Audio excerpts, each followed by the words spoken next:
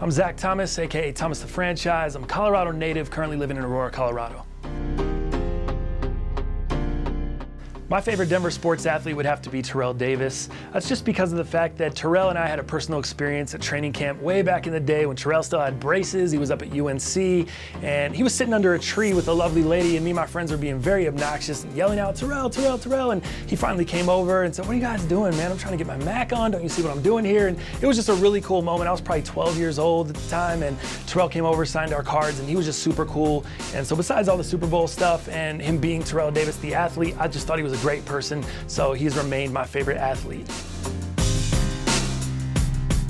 This is my dream job because besides the obvious, who doesn't want to cover sports for a living? I remember when ESPN's dream job came out, I was very mad that I wasn't able to apply for that. I wasn't old enough.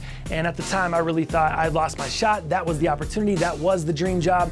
And then now, the more I look back on it, this really is the dream job. Being able to cover my home teams, cover my home sports teams, the teams that the players that I've idolized, the teams I've looked up to. This is really the dream job, and this is where I want to be.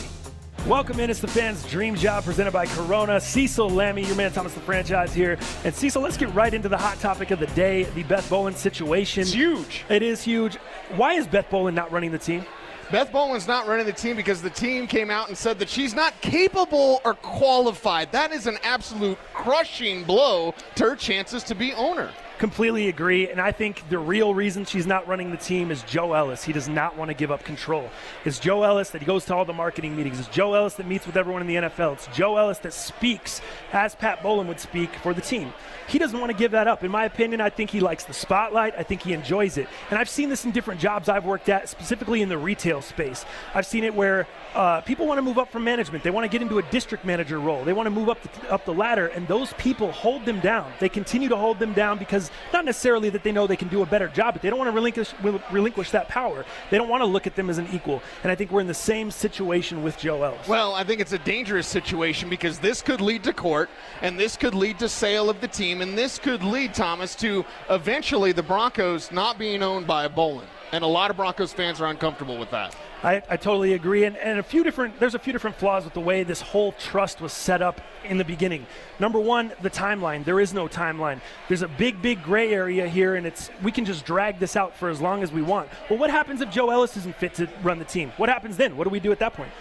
Yeah, and then you go, okay, now we're looking to sell the team. This is going to court. I think at the end of the day, this ends up in court, which is where no Broncos fan wants this to be. And we don't dare want to talk about sale and moving this franchise. No doubt. I think the exact same thing. If you look at the situation in Tennessee, you look at the situation with the New Orleans Saints, it's pretty much similar, and they're going to go through the same thing. They're going to end up in court. It's going to get tied up in litigation because how do you determine if someone's qualified or if they're not qualified based off of these standards? They have these standards in place. Beth has clearly completed these standards, and they're not giving her control. Well, are you going to wait around for Brittany Bowlen, who's now about 28 going to be 30 in a couple of years? I mean, the Broncos going to wait a few more years until Brittany Bowlen is, in their eyes, capable and qualified.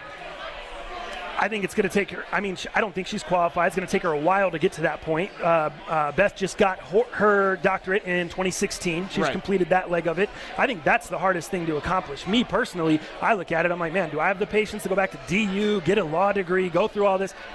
Maybe if there's an NFL franchise on the line, I'd be a little bit more motivated. Can we squash this? Can we tell what the real is? Go ahead. The real is this was for the blood of the city.